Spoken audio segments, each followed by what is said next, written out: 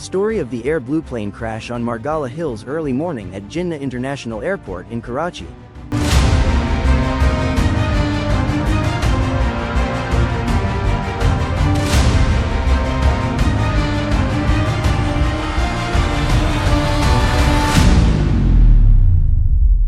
Passengers are boarding Air Blue Flight 202, a routine domestic flight to Islamabad. Captain Pervez Iqbal Chaudhry is an experienced pilot, calm and confident. The first officer is younger, diligent, but slightly nervous. The passengers are a mix of families, business travelers, and individuals on personal journeys. Captain says to the first officer, "Routine flight to Islamabad. Let's make it a smooth one." The plane ascends into the skies. Inside the cockpit and cabin, the mood is calm. Flight attendants serve passengers, some read, and others sleep. First officer checks the instruments and says, "Everything looks good so far, Captain." The captain nods and replies, "Keep an eye on the weather ahead. Islamabad can be tricky." As the plane begins its descent, the weather outside turns ominous with thick clouds and poor visibility. Air traffic control instructs over the radio, "Air Blue 202, adjust your approach. Weather is deteriorating rapidly." Captain says to the first officer, "We need to be careful.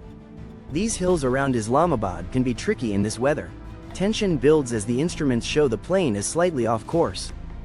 In the cabin, passengers start to notice the turbulence, gripping their armrests. The plane approaches the Maragala Hills, dangerously close due to navigational errors. Inside the cockpit, the captain and first officer are in full crisis mode, trying to correct the course. Panic sets in among the passengers. Captain shouts, "We're too close to the hills. Pull up, pull up." The first officer struggles with the controls. It's not responding. The wreckage of the plane is scattered across the Maragala Hills, with smoke rising from the debris. Rescue teams arrive at the crash site, overwhelmed by the devastation. A rescue worker radios in, It's all gone. We need more help out here." Weeks later, in Islamabad, a memorial service is held for the victims. Family members mourn their loved ones, and government officials offer condolences. A family member tearfully says, "They were just going on a routine flight. How did it end like this?" At the memorial, pictures of the victims and flowers are displayed. The memorial plaque lists the names of those lost. The closing credits show a brief tribute to the victims of the Air Blue Flight 202 crash, including their names and a message of remembrance.